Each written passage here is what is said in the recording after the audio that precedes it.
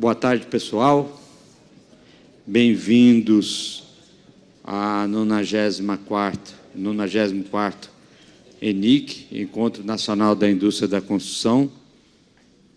94º ou 96º? Agora eu estou em dúvida. Sexto, fiquei.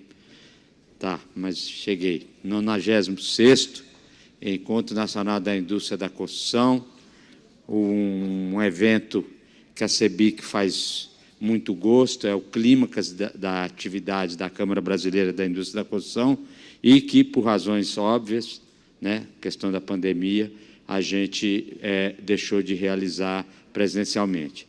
E a gente agora retoma a rotina e retoma em alto estilo. A gente está dentro dessa pegada de inovação, de ir além, de fazer diferente, ou seja, para ser coerente com o que a gente fala, a gente está fazendo pela primeira vez o ENIC dentro da FEICOM, da Feira da Construção. Então, assim, a gente tem grande expectativa. Hoje pela manhã começou bacana, estava aqui o prefeito, estava aqui o governador. Meu nome é Dionísio, eu sou o presidente da Comissão de Materiais e Tecnologia. Relacionado à nossa comissão, está acontecendo aí duelos de startups, está acontecendo aí um trabalho bem interessante, no qual a gente conta com a parceria do SEBRAE. Muito bacana está acontecendo no andar de baixo, lá no stand, a gente tem stand específico. Mas, assim, não vou me alongar mais uma vez agradecer de coração a todos que nos prestigiam e, em respeito a vocês, a gente está procurando começar no horário. Parece que o painel principal, que é o painel agora da tarde, é um painel relacionado à Minha Casa Minha Vida. Os protagonistas se atrasaram lá e começou muito tarde. Mas eu não vou trazer isso para cá, não. A gente começa e já tem um público razoável e a gente vai começar. Então, a primeira palestra, né, é a palestra que é sobre o Instituto Senai de Tecnologia e o seu papel para o desenvolvimento tecnológico da construção. Desnecessário falar da importância que o Senai tem para o nosso setor, da parceria que já vem aí na pessoa da Diana. Em nome da Diana, eu cumprimento e agradeço a todos do Senai, está há muitos anos aí com a CEBIC, viabilizando, inclusive, grandes trabalhos que a Comissão de Materiais já patrocinou e tem patrocinado em favor da construção civil. Então, o Instituto Senai de Tecnologia e o seu papel para o desenvolvimento tecnológico na construção. A moderadora é a Fabiana Okamoto, diretora da Okamoto Construtora, a quem a gente convida e pede uma salva de palmas. Ela vai ser a moderadora. Palestrante é o Roberto Medeiros, gerente executivo de Inovação e Tecnologia do Senai Nacional. Por favor.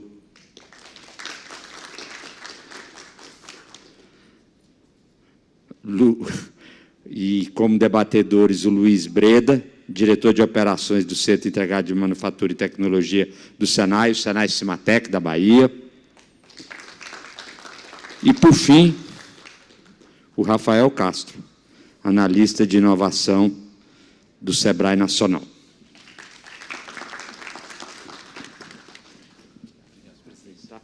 E aí eu deixo vocês com essa turma aqui, tá bom? Obrigada. Tá, estou aqui à disposição. Bom, pessoal, boa tarde. Sejam bem-vindos, obrigada pela presença. Quero agradecer a organização aqui do evento pelo convite. Para a gente da Okamoto é uma honra imensa estar aqui, com muito orgulho que a gente vai participar desse painel. Bom, o motivo de eu estar aqui, eu quero contar um pouquinho para vocês como que a Okamoto e o Senai se encontraram. Né? A Okamoto, na verdade, antes de falar da Okamoto, deixa eu me apresentar melhor. Né? Sou Fabiana Okamoto, sou arquiteta urbanista, estou à frente dessa empresa há algum tempo, tenho 17 anos de carreira, moro aqui em São Paulo. Sou mãe do Bento, de 7 anos, e do Antônio, de 4. Então, para as mulheres que estão aqui, sabe como que não é fácil manter tudo isso ao mesmo tempo. E a Okamoto, ela nasce já com a ideia de uma construtora de quebrar paradigmas na construção civil. Então, a gente acredita muito na diversidade, a gente acredita em melhoria contínua, inovação, e sempre olhando em processo e tecnologia.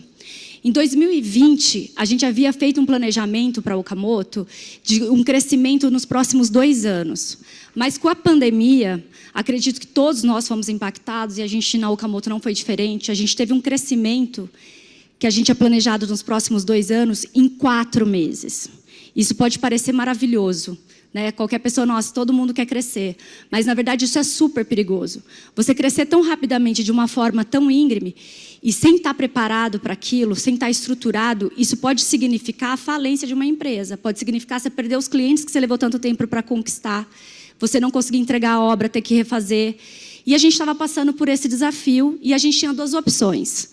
Ou a gente recuava e não surfava nessa onda de crescimento, ou a gente enfrentaria isso e correria esse risco. Só que a gente viu que sozinhos na Okamoto a gente não conseguiria enfrentar, e a gente queria, sim, surfar nessa onda que estava passando na construção civil. Então, nesse momento, a gente busca a ajuda do Sebrae, porque para a gente, naquele momento, era muito mais acessível o Sebrae do que o Senai. Eu tinha a visão de que o Senai era voltado para a grande indústria, e minha empresa pequena não caberia ali dentro. E aí foi quando a gente buscou a ajuda do Sebrae e participamos do projeto ALI, que é o projeto de agente local de inovação. Naquele momento, ela participou. Naquele momento, a gente achava que o nosso problema era a mão de obra desqualificada lá no canteiro. Através do projeto, a gente percebeu que aquilo era a nossa dor, mas não era a causa. Era a dor de uma doença, mas a nossa doença era outra. Era a falta de comunicação interna. Era a falta de definição de processos. Só que a gente só conseguiu chegar a isso a partir do momento que a gente teve o apoio de uma consultoria especializada. E quando a gente pensa em uma consultoria especializada, para quem é pequeno, a gente sabe que ela é cara. A gente tem dificuldade de achar a empresa que vai atender, porque muitas vezes a gente nem sabe qual era o nosso problema. Para a gente, na Okamoto, o nosso problema naquele momento era mão de obra desqualificada. E quando você faz toda aquela consultoria, você percebe que não é isso. O problema é outra coisa. Então, dali para frente, a gente começou sistematicamente a essa parceria de consultorias. Em 2020 e 2021, nossa consultoria foi com o Sebrae. O Sebrae, ele atende empresas de qualquer ramo e é uma consultoria muito mais abrangente. A partir de alguns passos que a Okamoto já tinha dado para esses processos de melhoria contínua, de definição de processos, de comunicação interna, em 2020 a gente sentiu a necessidade de ter uma consultoria muito mais focada no core da empresa. A gente precisaria de uma consultoria que fosse da construção civil. E aí, nesse momento, o Senai entra, o Sebrae nos traz o Senai para prestar uma consultoria para a Okamoto em 2022, onde a gente implantou o sistema Lean e um software de gestão de obras voltado para uma pequena empresa. Essa consultoria ela durou 4 meses e nos trouxe resultados impressionantes. Primeiro, a gente conseguiu reduzir nosso prazo estimado de obra 11%. Então, não é que a gente estava entregando mais no prazo, a gente estava entregando antes do prazo. Depois, a gente começou a ver que o nosso custo de obra reduziu 15%. Ou seja, isso nos tornou muito mais competitivo no mercado.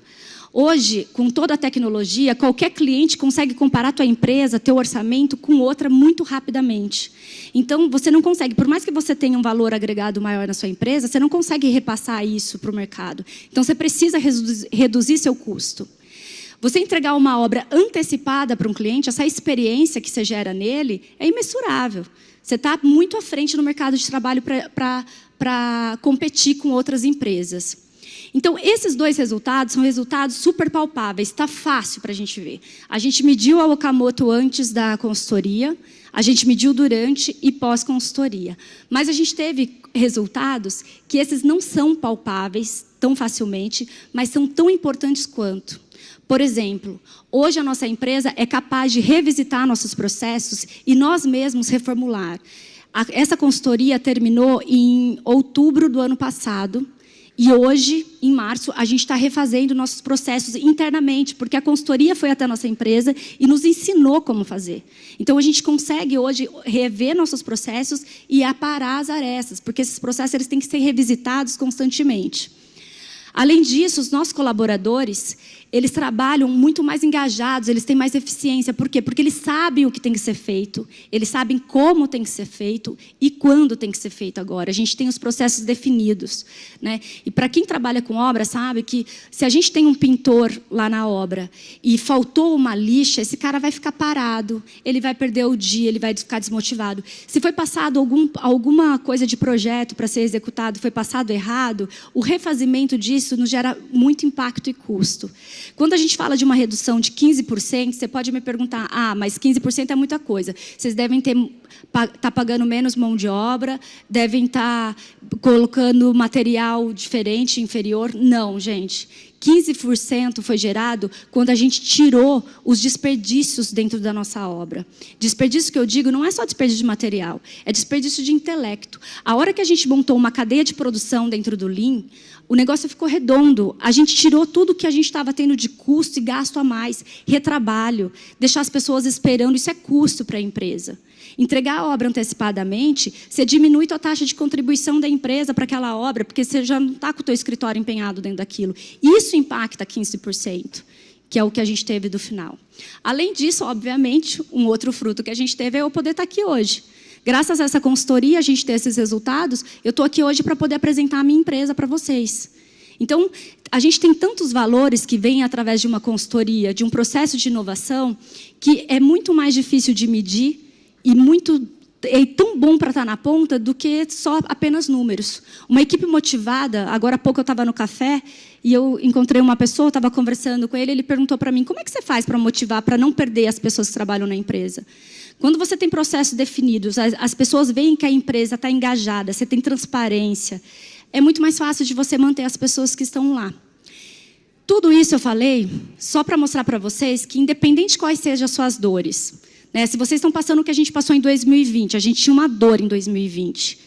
Ou se vocês estão passando o que a gente passou o ano passado, a gente tinha um sonho de crescer. Então, em 2020, quando a gente começou, a gente tinha uma dor. O ano passado, a gente não tinha dor. A gente queria crescer mais. A gente queria ir mais a fundo nesse mercado e crescer ainda mais. Independente de qual estação que você esteja ali, eu tenho a convicção que o Senai tem as ferramentas para ajudar vocês a enfrentar isso e realizar o seu sonho. Ou seja, para crescer ou para resolver algum problema que vocês estejam passando agora. Bom, eu vou passar a palavra ao Roberto Medeiros, que eu acho que agora ele vai apresentar um pouquinho para vocês. E, só uma coisinha antes. A ideia desse painel, a gente vai falar muito sobre tecnologia, muito sobre inovação e muito sobre construção civil. A gente quer fazer uma ideia, uma troca com vocês. Então, é para ser muito interativo. Por favor, os comentários que vocês tiverem, as perguntas, os questionamentos, isso vai fazer enriquecer a nossa troca. Então, a gente vai ter uma breve apresentação, depois de cada um vai se apresentar, falar um pouquinho, e depois a gente vai abrir para um debate. Então, a sua pergunta pode ser a mesma pergunta de outra pessoa, o seu comentário pode enriquecer ainda mais e vai enriquecer ainda mais. Então, eu peço que quem quiser escrever a pergunta ou deixar algum comentário, eu acho que é só passar para o Hugo, tá? Que ele vai trazer aqui para a gente, e a ideia é que a gente tenha essa troca mesmo. Que vocês contem um pouquinho de vocês, perguntem, tirem as dúvidas, aproveitem que a gente está com uma mesa aqui repleta de gente boa, né?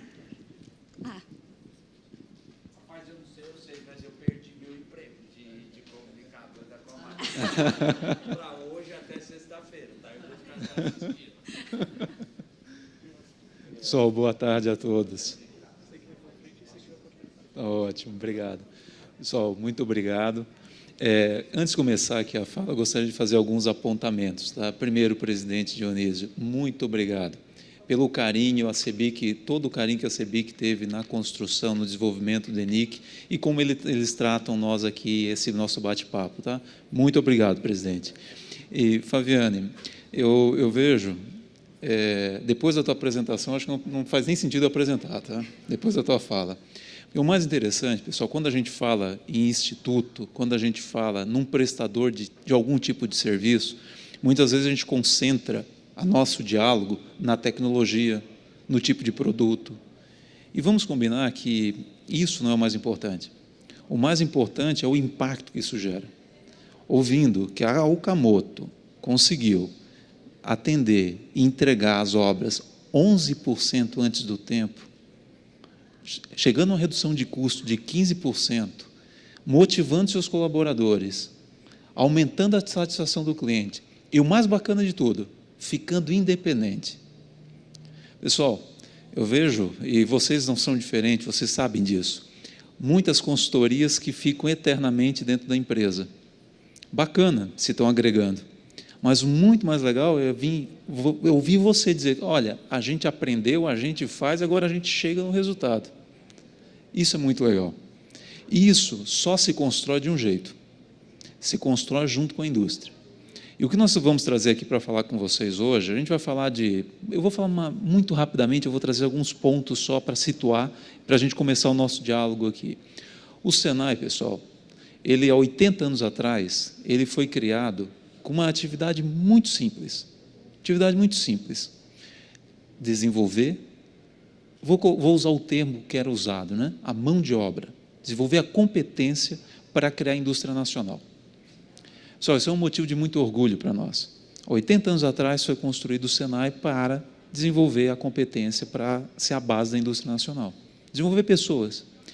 E o legal do Senai é que nesse período todo ele sempre foi o braço técnico da indústria. E sendo o braço técnico, ele ia sendo demandado. Então, não era o Senai oferecendo, era o Senai sendo demandado pela indústria e se moldando em relação à indústria.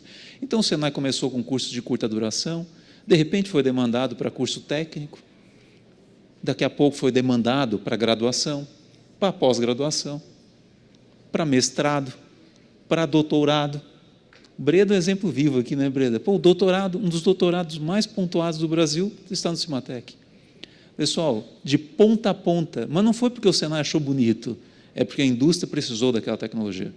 A indústria estava precisando. E há 30 anos atrás aconteceu, eu falo 30 anos atrás, pessoal, mas a gente não tem o RG, tá? Não tem isso definido, a certidão de nascimento. Mais ou menos uns 30 anos atrás, o Senai começou a ser demandado pelo seguinte, olha, além da educação, vocês poderiam nos auxiliar aqui no processo produtivo? Além da educação, vocês poderiam vir aqui e trabalhar conformidade, porque eu estou querendo vender não só no meu estado, mas para outros estados, e eu preciso atender alguns critérios e eu não consigo. Começar a olhar laboratórios de metrologia, ensaio. E aí o Senai começou a trabalhar consultoria, trabalhar com metrologia, e foi se tornando, pessoal, um dos principais braços tecnológicos da indústria. Para vocês terem uma ideia, hoje a maior rede de metrologia do Brasil é do Senai. A maior rede credenciada a Inmetro, Anvisa, MAPA, é do Senai. Isso foi porque a indústria nos direcionou. É um motivo muito de orgulho nosso, que o nosso dono é a indústria. E há 10 anos atrás começou um novo capítulo nessa história toda, que esse capítulo trouxe nós a esse momento aqui. Tá? Esse capítulo foi o seguinte, a indústria nacional começou a se organizar e criou a mobilização empresarial para a inovação. CNI, federações se juntaram, começou naquela época já um apoio muito forte da CEBIC, e colocar o seguinte, olha, vem cá, nós estamos precisando de institutos que possam fazer uma ponte mais forte entre a academia e a indústria, trazer uma inovação mais forte, uma inovação de produto e de processo que coloque a indústria nacional na cadeia de valor mundial. Aí começou a surgir os institutos de inovação e de tecnologia. 10 anos atrás a gente fechou uma parceria com o BNDES para investir nesses institutos, fechamos uma parceria com o Fraunhofer no sentido de planejar, implantar e auditar os institutos, e com o MIT na questão da correlação com os ecossistemas regionais. E começou a implantar os institutos. Pessoal, na época que a gente falava, olha, a gente vai implantar 28 institutos de inovação e 59 institutos de tecnologia. Parecia uma loucura. Mas hoje, quando a gente olha esses 89 institutos, com mais de 3 mil colaboradores, com uma infraestrutura que está realmente na necessidade da indústria, e a gente vê os serviços acontecendo, é um motivo de orgulho para o Senai, mas é um motivo de orgulho para a indústria, porque todos os institutos eles foram criados junto com a indústria, construídos a partir da indústria. Então, o que nós vamos mostrar aqui hoje, parte eu já falei aqui, os institutos de inovação, eles estão nesses estados aqui, inovação e tecnologia, e aqui tem uma diferença, tá? Os institutos de inovação, eles concentram a maior energia em pesquisa e desenvolvimento. Então, os 28. E os de tecnologia concentram também em pesquisa e desenvolvimento, mas muito mais focado em ensaio e consultorias, sempre com foco setorial. Isso aqui é um recorte do Brasil como um todo, mas eu queria chegar aqui com vocês, nesse slide, que foi, poxa, quando a gente começou a olhar os de tecnologia, dos 59, nós observamos que existia uma grande demanda da construção civil. Tanto que essa demanda surgiu 6 institutos, Senai e Tecnologia, em construção civil, que estão espalhados no Brasil. O que nós fizemos? Em conjunto com a CEBIC e diversos IDUSCONs, começamos a reunir e a discutir quais são os desafios. E, pessoal, esses desafios que estão aqui, se vocês observarem, são desafios que surgiram há 10 anos atrás, a gente só mudou um pouquinho a redação um ou outro, mas eles ainda continuam ativos, né? Eles continuam aí. São um desafio desde a transformação digital, levar mais tecnologia, trabalhar produtividade. Para vocês terem uma ideia, recentemente, nesse último ano, o Senai São Paulo, dentro de um programa que foi construído junto com o Sebrae, aqui de São Paulo, que é um programa hoje modelo para o Brasil, e nós estamos tentando e trabalhando para transformar num programa nacional, que é o Jornada de Transformação Digital. É isso, né, Daniel? O Jornal de Transformação Digital, pessoal, nesse período atendeu quase 10 mil em um ano, quase 10 mil indústrias. Dessas 10 mil indústrias, eu vou fazer um recorte aqui, teve 350 da construção civil. Dessas 350 da construção civil, foi feito um diagnóstico para entender a realidade da empresa, para verificar aonde precisava trabalhar. Aonde precisava. Muitas vezes a gente fala, pô, vamos implantar BIM, vamos trabalhar Lean. Mas vem cá, será que é o remédio que aquela indústria está precisando? No caso de vocês, também foi dentro dessas 350 empresas, né? Dentro da jornada, né? Ah, que legal. Então, continuo, né? E o legal da jornada é isso, né? Que é uma jornada, né? Vai contínuo, né? E o legal, pessoal, é que foi feito todo um diagnóstico. E sabe o que a gente enxergou? Em muitos casos, para te pensar em BIM, pensar em tecnologias um pouquinho mais avançadas, até no Lean Construction, tu tem que arrumar a casa. Tu tem que fazer um dever de casa na base da produtividade. Não adianta partir para as tecnologias sem que garantir que a produtividade, as questões mínimas estejam garantidas. E é isso que nós sempre nos preocupamos. Sim, levar a tecnologia para a indústria, mas levar ao que ela precisa, não o que a gente quer empurrar. E aqui eu não vou ficar entrando, vocês bateram os olhos, com certeza vocês identificaram várias dores que vocês já enxergam hoje no dia a dia. Pessoal, e aonde estão os nossos institutos de tecnologia? São 6 institutos de tecnologia que nós temos hoje, em construção civil. Eles estão aqui, e nós fizemos, aqui trouxemos os contatos, para que, se vocês têm interesse em dialogar, são esses institutos aqui, e aqui tem o contato de cada um, tá? Vocês podem... Depois a apresentação vai ficar disponível. E que tipo de serviço que a gente desenvolve? Essa lista aqui, ela fala por si. Não é?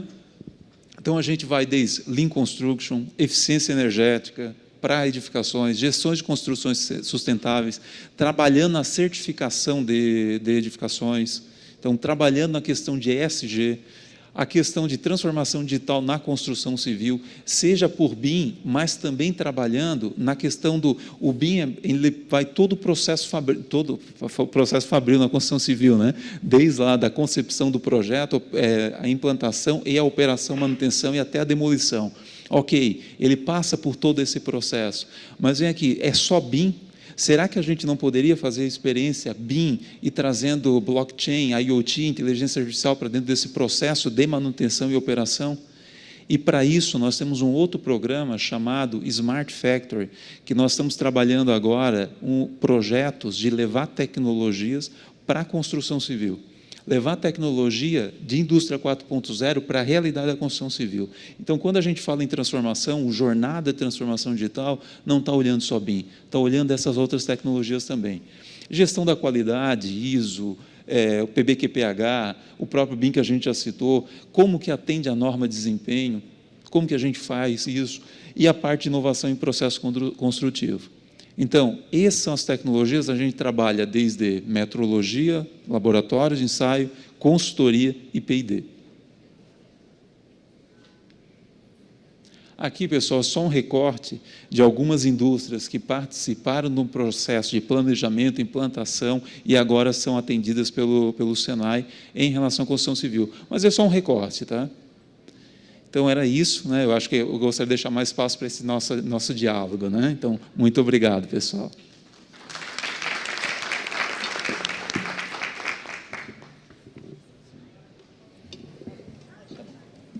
Boa tarde a todos. Queria saudar aqui a Fabiana, o Rafael, o Roberto, em nome do doutor Dionísio, saudar todos os participantes aqui, agradecer pelo convite. Bem, Fabiana fez uma apresentação muito clara aqui das oportunidades e do ganho que se tem em investir em tecnologia e inovação, que é um pouco do bate-papo aqui de hoje.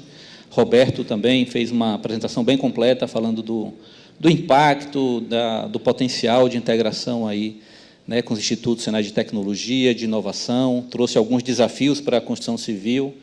E eu queria aproveitar isso e pensar alguns pontos, Roberto, para começar essa discussão, aprofundar um pouco mais.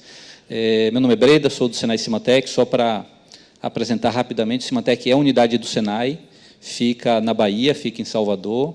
80% do que a gente faz é tecnologia e inovação.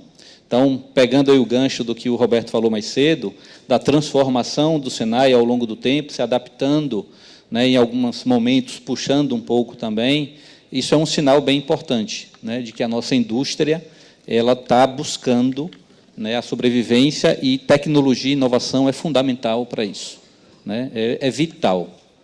Então, esse dado de 80% do que a gente faz lá no Senai Cimatec ser tecnologia e inovação, isso é super importante para a gente estar conectado com o tema de hoje. Então, eu queria abordar 5 tópicos, né, que eu conectei com a apresentação do Roberto. O primeiro é a questão da industrialização na construção civil. Depois eu queria falar também rapidamente sobre o processo de transformação digital. A Fabiana trouxe o exemplo na empresa dela e o impacto disso. Depois eu queria falar sobre a economia circular na construção civil, também o potencial disso.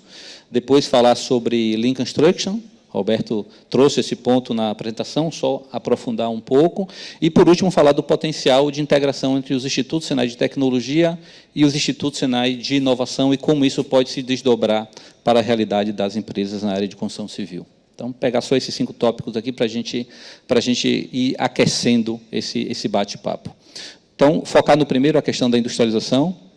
Se a gente olhar o impacto que a industrialização pode ter na construção civil, ele é um impacto disruptivo, ele não é um impacto incremental. Se a gente mudar o modelo de construção, onde a gente recebe materiais, integra tudo na obra, para um modelo a gente passa a ser, né, move meio que de construtora para montadora, os ganhos são exponenciais. Os ganhos de tempo, o tempo de entrega da obra, de qualidade, porque você consegue controlar a qualidade de forma especializada. Então, isso tem um potencial gigantesco. Daí a gente vê exemplos de construção de prédios em dias, né, o que normalmente levam anos, 1 ano, 2 anos, depende do porte do prédio, ou mais até, para a construção em dias ou semanas. Então, isso vem muito de uma lógica da industrialização no setor de construção civil. Isso tem um potencial gigantesco que precisa ser explorado. O Brasil precisa explorar mais isso.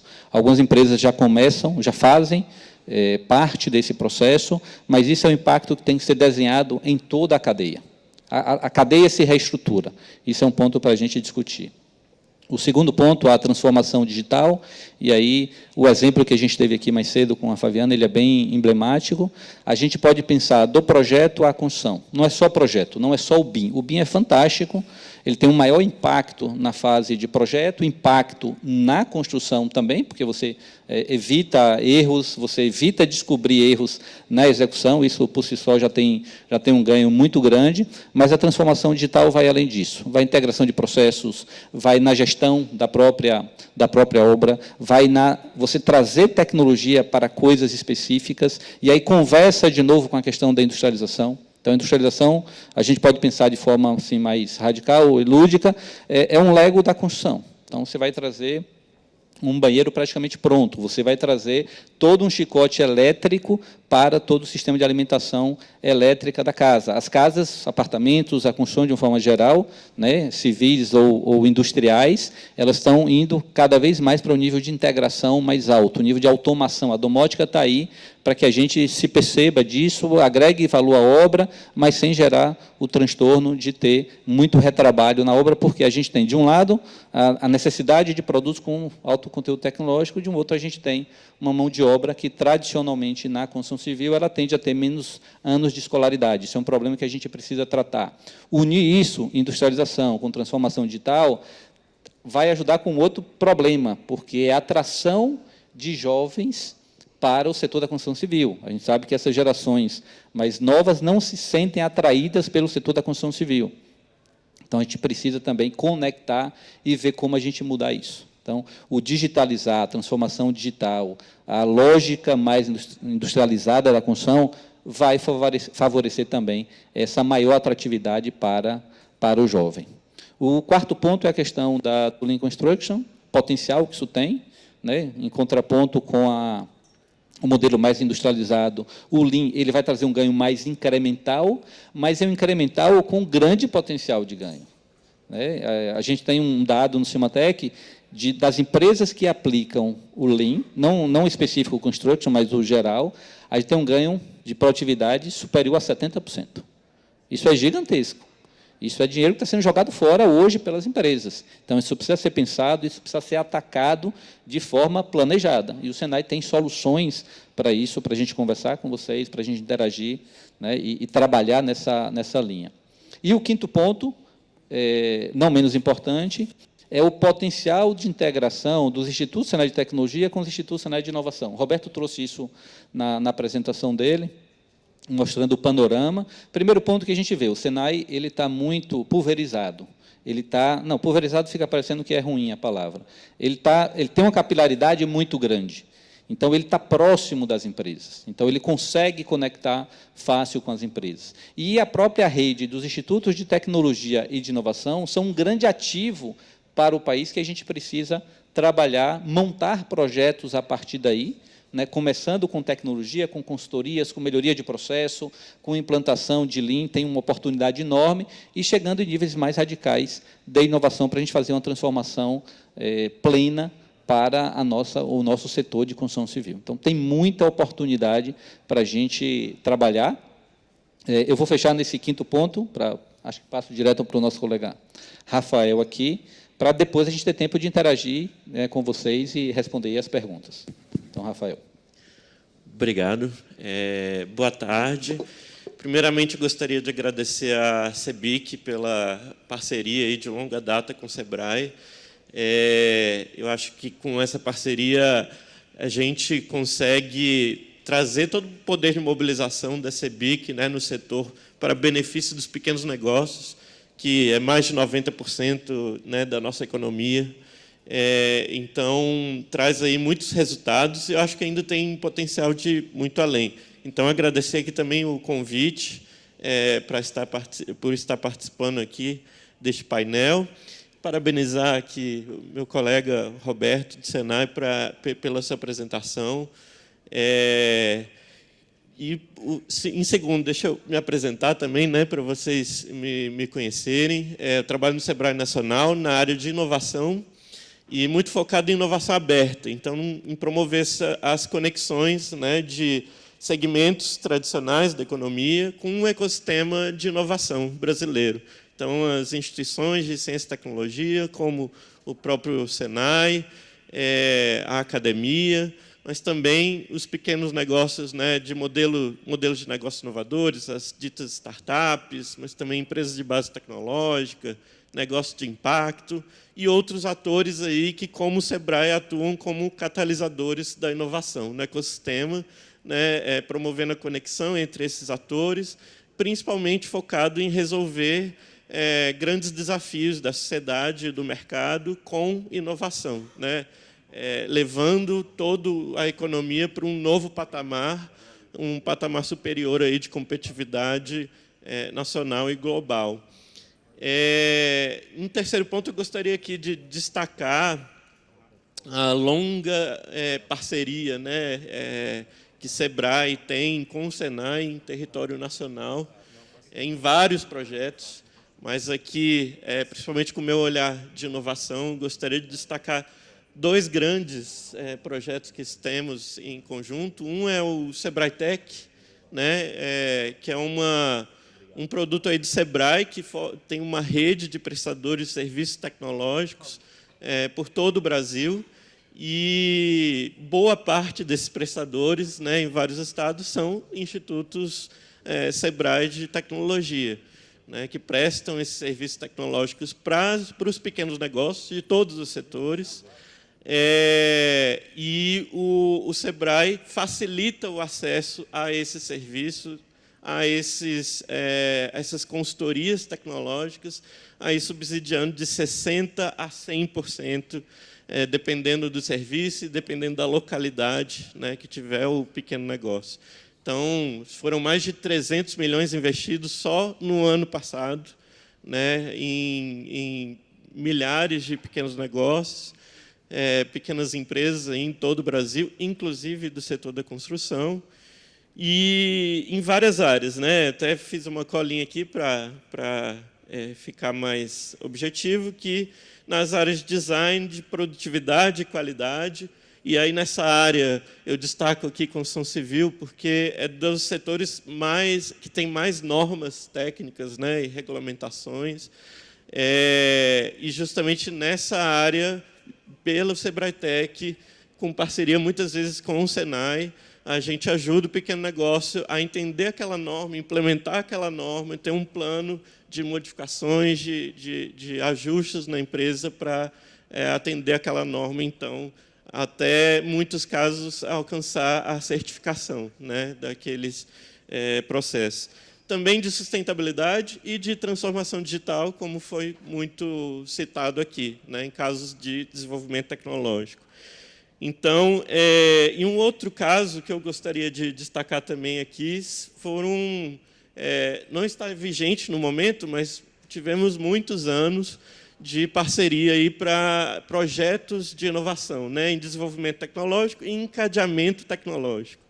Em desenvolvimento tecnológico, quando é aquela parceria direta da pequena empresa com o Instituto Senai de Tecnologia para desenvolver uma solução tecnológica específica, e aí com contrapartida de todos os atores envolvidos, né? O Senai, Departamento Nacional, o Instituto Tecnológico Específico, o pequeno negócio e o Sebrae subsidiando, então, a participação do pequeno negócio. Foram mais de 100 milhões investidos em várias áreas, temos vários projetos aí de construção.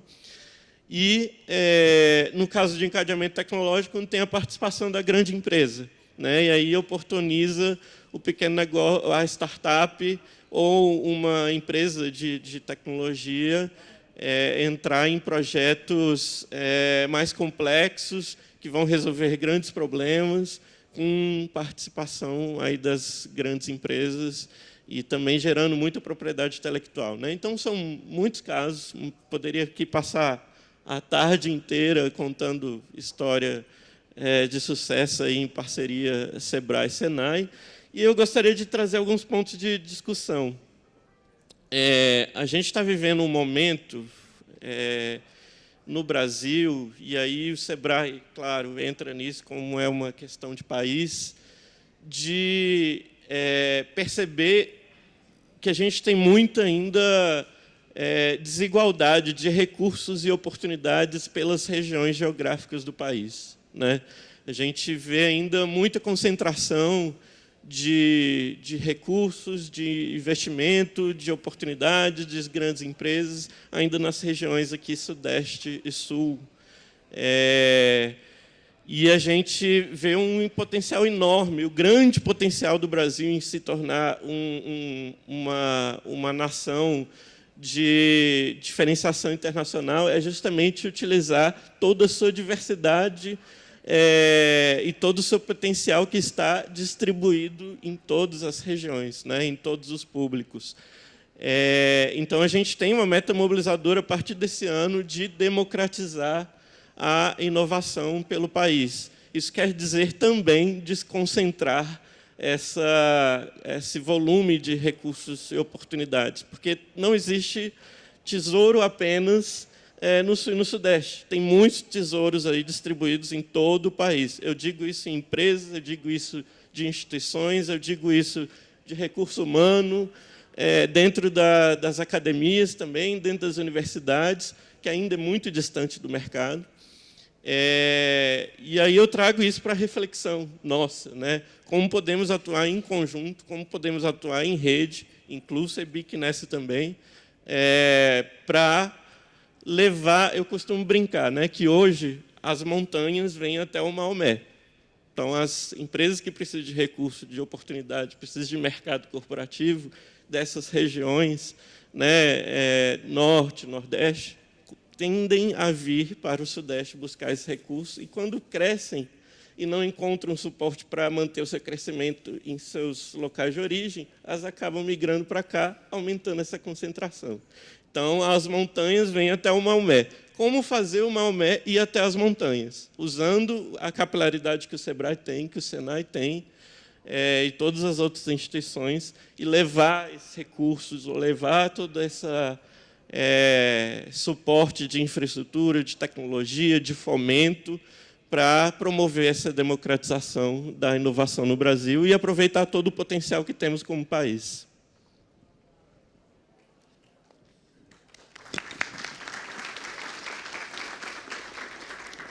Acho que a pergunta foi excelente, né, do Rafael.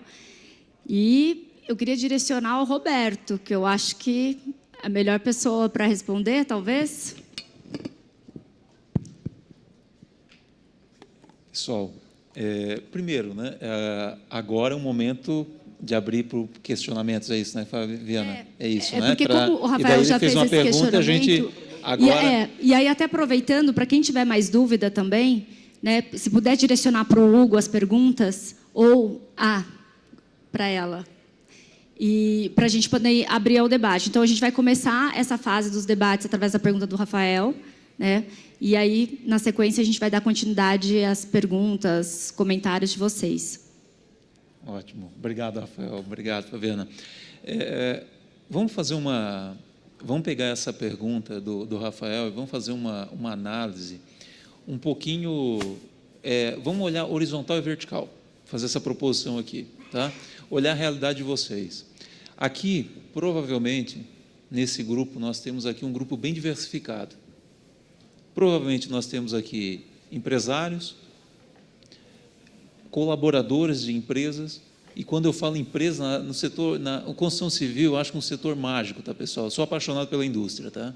Eu acho que quem trabalha no Senai, ele em algum momento ele se apaixona pela indústria. Por quê? Porque é com quem a gente convive, né?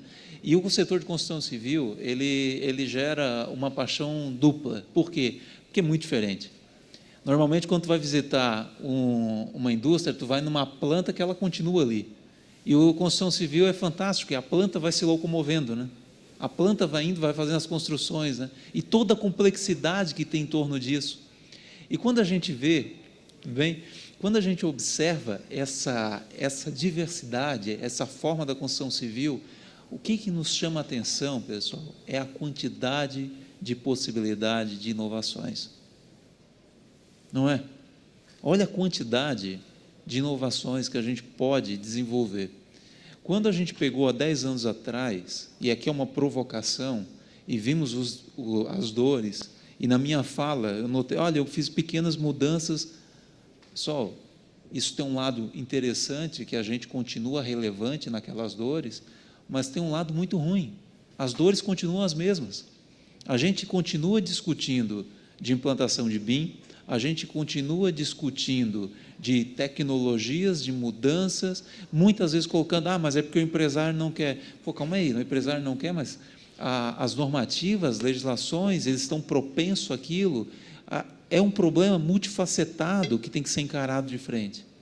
E quando a gente olha esse problema multifacetado, a única certeza que nós temos é que a gente precisa criar inovação.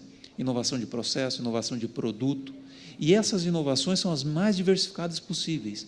Desde aquelas inovações altamente radicais, nós temos um exemplo, eu vou trazer aqui alguns exemplos, tá, que podem ser adotados na construção civil. Teve um projeto que nós construímos no Instituto de Inovação nosso, que o grande desafio era o seguinte, olha, para pintar uma plataforma para fazer a pintura de uma plataforma de petróleo em alto mar é um serviço muito arriscado. As pessoas não querem e tem um custo muito alto. Fazer a pintura da plataforma. O que nós construímos em conjunto com a Petrobras? Dois institutos nossos, em conjunto com a Petrobras, criou um robô de pintura, que coloca esse robô de pintura a pintar a plataforma. Daí a gente descobriu, pessoal, o primeiro teste que a gente foi fazer, a gente viu o seguinte, olha, esse robô de pintura aqui, nós vamos primeiro lavar a plataforma, depois pintar. Daí, tá, vai lavar como? As pessoas vão lavar. Opa, calma aí. A gente foi lá, no mesmo dia, fez uma alteração, o robô lava e depois pinta. Pessoal, esse é um tipo de projeto que pode ser pivotado e vir para a construção civil. Um robô para fazer uma pintura, um exemplo. Isso é uma tecnologia que pode ser desenvolvida e levada para a construção civil. Só que tem outras tecnologias que são processos, são controles, que pode ser trabalhado, mudanças podem ser feitas. Agora, aonde vão surgir essas tecnologias? Onde estão as empresas? Elas estão, como bem o Rafael colocou, elas podem estar no Brasil como um todo. E o que nós podemos fazer? Pessoal, o principal ponto, notaram que eu fiz uma lista ali de 6 institutos de construção civil. Só que se vocês entrarem no nosso site, tem todos os 89. Se vocês entrarem no site no Sebrae, vocês vão ver, olha, fora Correios, a maior capilaridade do Brasil é Senai e Sebrae. Nós temos tudo quanto é cidade. Se vocês acessarem uma unidade do Senai levando um problema, uma dificuldade, uma inovação que vocês têm interesse, a gente vai pensar e vai trabalhar junto com vocês e vai canalizar para esses institutos. Então, eu acho que não é uma questão tanto de dividir o recurso, ok, mas não tirar o recurso sudeste, sul, para direcionar para os demais. Mas, tem tanta demanda, tem tanta necessidade, que é continuar fazendo no sul, é continuar fazendo no sudeste, mas vamos fazer no nordeste também? Hoje o Senai Cimatec é uma das maiores referências de inovação do Brasil, quiçá do mundo, né? Que tem projetos hoje que transbordam para o mundo todo. Bahia, o orgulho nacional, o Cimatec. Como que a gente pode potencializar ainda mais esses institutos, essas estruturas? Dando acesso.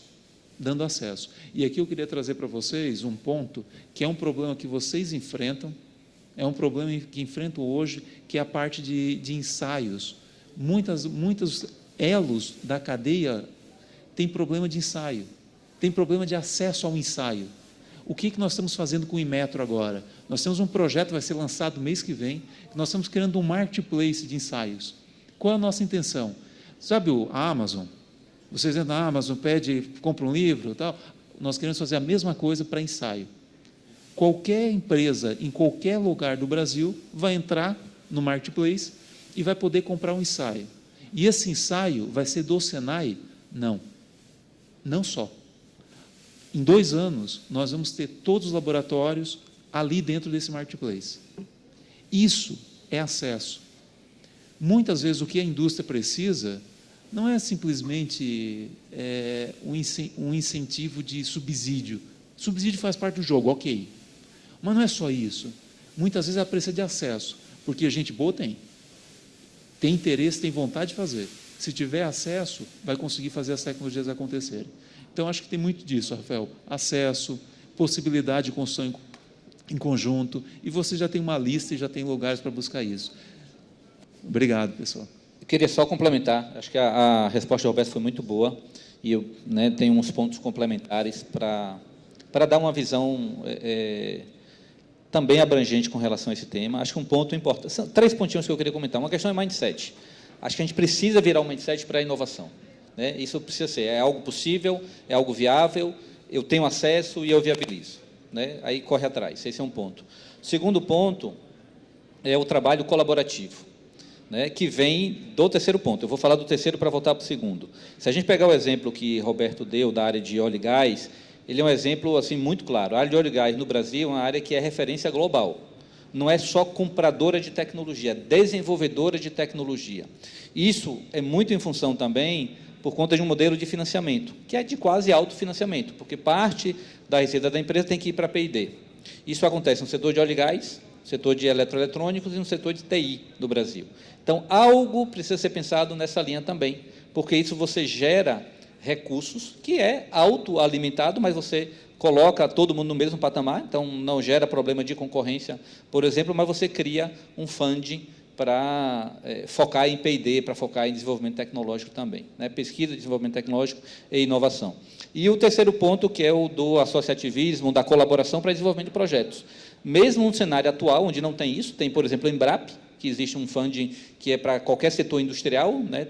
O setor de construção civil é completamente aderente, alguns programas com o SEBRAE, que tornam extremamente atrativos para fazer projetos para micro e pequenas empresas, isso é altamente viável, e é ter essa associação para desenvolver problemas, para resolver problemas que são muitas vezes comuns, e que não gera problema de concorrência. Então, esses 3 pontos que eu queria adicionar aí à resposta do Roberto. Obrigado.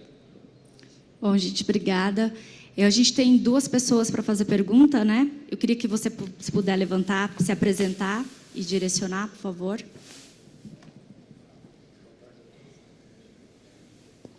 Boa tarde a todos. Meu nome é Paulo Bindi, sou gestor de projetos da Zapiranga, uma indústria da construção civil.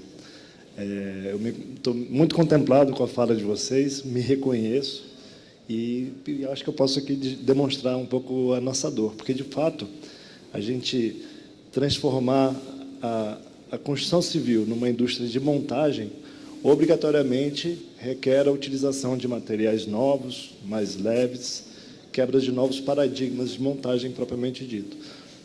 Dentro desse processo, é investimento pesado de maquinário, né, investimento pesado na mudança de cultura, e a gente, para poder fazer esse processo, tem que estar muito disposto. Mas, como vocês falaram, a gente esbarra na normativa de uma construção civil que justamente tem uma visão oposta. Só trabalha com materiais pesados, ambientes insalubres, e está extremamente viciada nisso. Então, como que a gente faz essa transposição? Como, de fato, a gente consegue dar esse salto sem que a normativa seja um agente causador de risco? Porque hoje, quando eu vou fazer um investimento numa planta industrial e eu vou tirar milhões do meu bolso, o que eu tenho no final disso é uma interrogação, que é: eu vou poder massificar, através da Caixa Econômica Federal, a venda desse produto? E a resposta hoje é não. Então, como é que, de fato, a gente consegue entregar essa qualidade massificada de forma leve se o nosso maior inimigo são as normativas propriamente dito? Alguém quer? Roberto, por favor. Desculpa, qual é o seu nome mesmo? Paulo. Paulo, concordo plenamente com você, tá? Esse ponto que você traz, eu acho que ele é um ponto, ele chega a ser uma dor aguda, né? Que eternamente está aguda, né? Eu gostaria de trazer aqui um olhar na construção civil. O problema é muito multifacetado. E uma coisa que a gente aprendeu, e eu acho que vocês vão concordar, que todo problema complexo, ele tem uma solução simples, que não funciona. Problema multifacetado, como é o caso do que o Paulo está trazendo, nós temos sim que tratar a inovação e nós temos sim que tratar a questão das normativas. E tem que ir em paralelo. Hoje nós tivemos uma reunião muito interessante. Hoje nós tivemos uma reunião hoje de manhã com o pessoal que coordena o Constrói Brasil. Estava a equipe do MDIC, o Fórum BIM, mostrando os 9 grandes... O MDIC tinha representante do Fórum e tinha a Protec, o pessoal da CEBIC também não estava, mas foi envolvido no processo Constrói Brasil. E tem 9 metas, e uma das metas entra exatamente na normativa. E sabe o que é bacana, Paulo? Eles mapearam, só num dos itens necessários, tem 110 normativas que precisam ser trabalhadas para fazer a inovação acontecer, para a reindustrialização e industrialização do construção civil. Agora, o que nos encheu de alegria hoje é que eles conseguiram mapear, apontar o que precisa ser feito para começar uma discussão já envolvendo a BNT para trabalhar essa questão. Então, aqui a gente vê esse problema realmente multifacetado. De um lado, ter que trabalhar essas normas, esses entendimentos, e de outro lado, trabalhar a inovação, trabalhar os processos. O interessante é que já está na mesa. E isso foi feito por vários aqui de vocês. Porque ele não foi feito por essa equipe só que eu mencionei. Ele envolveu CEBIC, Sinduscon, diversos atores, construtoras, prestadores, que fizeram e viram essa problemática. Então, o que eu acredito que nós temos que fazer é dar força aonde isso está sendo construído. Agora, né, Paulo, isso não é do dia da noite para a noite, né? Isso não vai mudar tudo, semana que vem está resolvido. É um problema que tem que ser encarado, tem que ser olhado de frente e tem que ser conduzido. Nesse caso específico, o Senai se colocou à disposição para auxiliar nesse processo técnico de revisão das normas. Nós estávamos com todos os 6 institutos lá, hoje, e os 6 institutos, o site, o Estado, foi o primeiro a levantar a mão aqui de São Paulo, que o Senai ia auxiliar nessa revisão das normas, quando for chamado perante aí a ABNT e todos os órgãos competentes. Então, acredito que tem um caminho, tá? Tem uma luz aí interessante aí para nós, tá bom, Paulo? Obrigado pela pergunta. Tá? Eu queria complementar também, trazer uma outra... complementar a visão que o Roberto trouxe. Essa questão normativa é fundamental. Se a gente quer ser referência numa área, a gente tem que estar discutindo norma, porque isso, de fato, vira um gargalo a ser resolvido. Então, é um círculo virtuoso. Quanto mais a gente domina o tema, mais a gente pode influir na normativa para que aquilo vire um padrão de mercado. E o outro lado é a questão do desenvolvimento tecnológico mesmo. Então, entendendo que a norma vai mudar, ou para aquilo que a norma não vai mudar agora, mas já dá para a gente trabalhar, tem o próprio desenvolvimento tecnológico, que a gente pode estar junto, para trabalhar junto com as empresas, enxergar quais são os gargalos, fazer um planejamento de projeto adequado, acessando os fundos de fomento, acessando os institutos Senai de tecnologia, os institutos Senai de inovação, eventualmente outros parceiros do Brasil ou de fora. Né? O nosso modelo de ciência, tecnologia e inovação no Brasil viabiliza isso. A gente pode ter parceiros de fora que tenham determinadas expertises que a gente precise para acelerar esse processo e fazer a transformação. Entendo que isso é uma visão. Então, a normativa externa, a gente tem que buscar as mais avançadas que já consideram isso, porque isso não é uma tendência só no Brasil, isso é uma tendência mundo afora. Então, isso lá fora está evoluindo também. Então, é buscar essas referências e fazer os desenvolvimentos tecnológicos específicos, porque a gente vai falar de materiais que tem disponíveis no Brasil. Então, a nossa biodiversidade, a nossa biomassa, né, tudo o que for necessário e possível para aplicar, por exemplo, nisso. Novos materiais, novos processos. Então, o caminho é esse, Paulo. Acho que você está certo, não é simples, não é trivial, como o Roberto falou, tem resposta simples, mas não resolve, não é trivial, mas tem que perseverar, porque o caminho, sem dúvida, é esse. E parabéns pelo seu esforço e iniciativa. Obrigada. A gente tem mais uma pergunta. Você pode, por favor, se apresentar? Sim, boa tarde a todos. Eu sou o Luiz Zeferino, sou arquiteto urbanista, tenho uma pequena empresa de construção civil. Estou lá em parceria, sempre encontrando com o pessoal do Sinduscon DF, aqui o presidente Dionísio também. A pergunta que eu ia fazer, o colega tocou no ponto. Né? Vocês têm, a CIBIC tem um catálogo de normas técnicas. Nós temos 1.047 normas para a construção civil. Isso daí, por mais que uma empresa seja preparada e desenvolvida, eu tenho certeza que, se for escrafunchar ali tudo a fundo, não consegue atender tudo 100%. Então, isso é um ponto. Então, como isso já foi comentado, vou passar para o próximo comentário, que é a questão da sustentabilidade, né? Principalmente na produção de resíduo da construção civil, que a gente sabe que começa desde a indústria, passa pelo transporte, pelo armazenamento dos lojistas, o transporte até o canteiro de obras e até a utilização. Então, uma coisa que a gente está... E eu também, hoje, estou como conselheiro do CalDF. Lá a gente está tentando implantar um banco de materiais de construção, envolvendo SEBRAE, SESI, todas, Sinduscon, CREA, para ver se a gente consegue reduzir isso, e principalmente com o objetivo de usar em ATIS.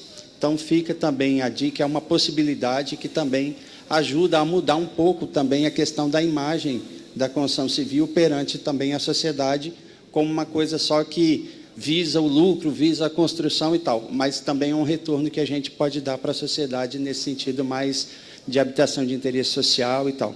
E, nesse sentido, o CAL, não só o CalDF, mas o CAL nacional, tem essa política, e vocês podem contar com os arquitetos que está no início desse processo, né? Projeto até o ciclo todo da construção civil. Ok? Muito obrigado.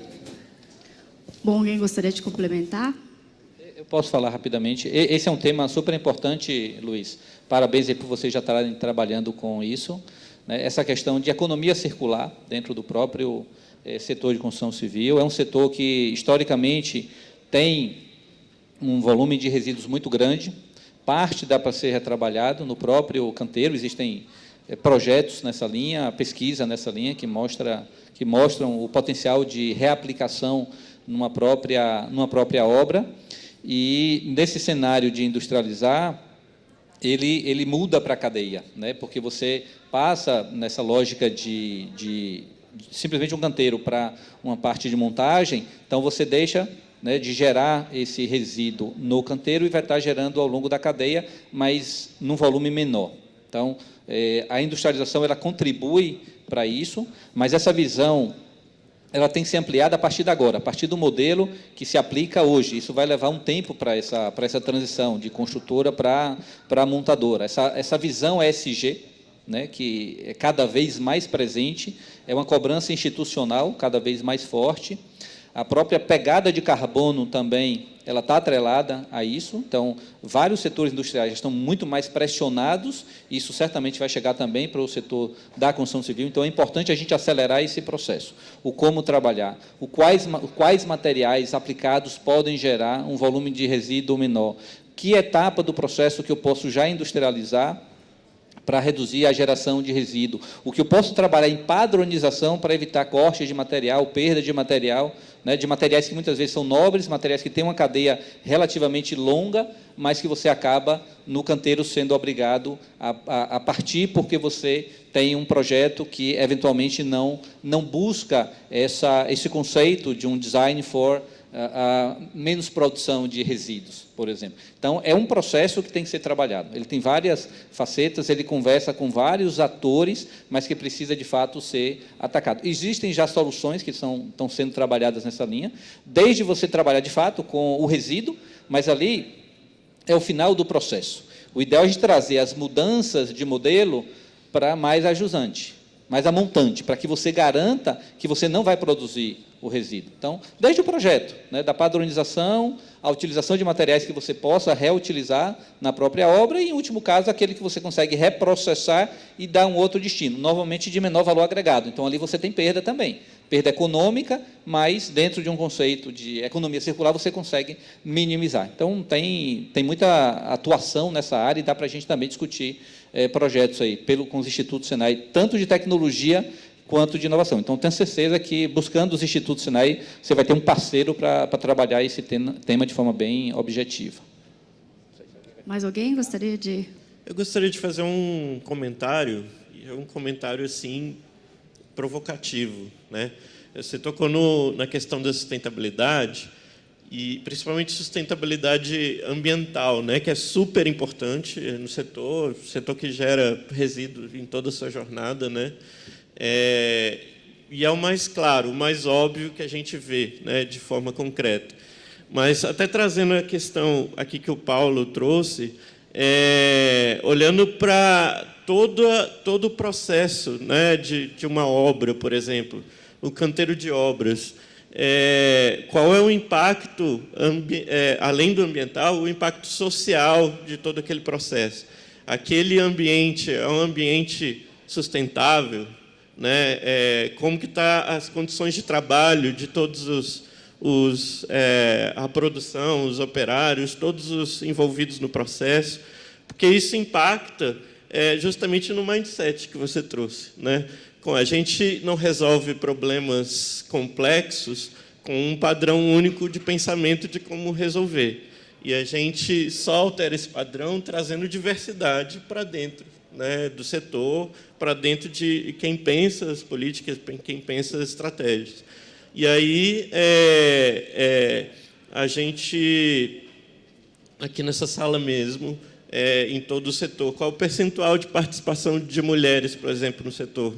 Qual o percentual de participação né, de outras etnias, de outras raças, e só com diversidade que a gente consegue pensar em problemas complexos por perspectivas diversas e resolvê-los, né? Então, hoje eu trabalho na área de inovação, mas eu já coordenei o atendimento ao setor da construção, 2015, 2016, e eu sei o quanto o setor tem dificuldade, é resistente a mudanças, né? Mudanças de paradigmas, mas tem um enorme potencial, porque justamente é transversal a todos os setores. Não é só indústria, né? Tem muito comércio, tem muito serviços, então impacta a economia como um todo. Bom, gente, eu quero amarrar um pouquinho tudo isso que a gente falou, vou aproveitar, porque eu acho que a gente conseguiu perceber que quando a gente fala de construção civil, a gente tem é muito complexo a construção civil. A gente fala de muita coisa e eu concordo plenamente com o Breda que a gente não consegue, isso é uma visão minha, tá? A gente não vai conseguir chegar nessa tecnologia, essa inovação, sem mudar o mindset, né? Complementando o que o Rafael falou, quando a gente fala de construção civil, recentemente a gente participou também de um outro evento, onde de todo mundo que estava lá, tinha só 3 mulheres. 2 eram da minha empresa e a outra era uma consultora do Senai. O restante, de 80 pessoas, só tinha homens. Então, acho que quando a gente vai falar de uma disrupção, a gente precisa muito ter diversidade, a gente precisa ter debates, para a gente poder pensar. E você vê que a gente está falando aqui de tecnologias, a gente está falando de mudança de mindset e mudança normativa. Isso em 1 hora de exposição. Imagina se a gente prolongar isso, para onde a gente vai, né? Então, infelizmente, a gente não tem mais tempo. Queria agradecer muito a presença de vocês, dizer que está todo mundo super aberto. E acho que o Senai está muito disposto a lutar com a gente na construção civil para realmente colocar essa inovação em prática. Só fazendo também um parêntese ainda, quando a gente fala de construção civil, 1/3 de todo o lixo gerado no planeta vem da construção civil. Há 20 anos atrás, quando eu estava na faculdade, eu tinha feito um levantamento onde mostrava que cada 10 obras construídas, 3 eram jogadas no lixo. Esse mês eu fui fazer o mesmo levantamento para participar de uma outra apresentação. A gente está de 30% a 40% de desperdício, ou seja, nesses anos todos, com toda a tecnologia que a gente tem, a gente não melhorou nada, muito pelo contrário, a gente aumentou o desperdício. Então, talvez, até uma coisa que eu acredito muito nessa questão da mudança do mindset, eu acho que ela vem simultâneo, junto com isso tudo que a gente está fazendo, talvez pensar um pouco lá atrás, na parte das faculdades, né, em tentar criar uma nova geração, uma cultura que já pensa de uma forma muito mais tecnológica e inovadora. E quando a gente fala de redução de entulho, por exemplo, a gente trabalhar com processos bem definidos, a gente reduz esse impacto sistematicamente. Pessoal, quero agradecer muito a presença do Roberto, do Rafael e do Breda, agradecer a presença de todos vocês, dizer que, para mim, foi uma grande honra estar aqui hoje. Muito obrigada mesmo. E curtam a feira aí. Boa tarde para vocês.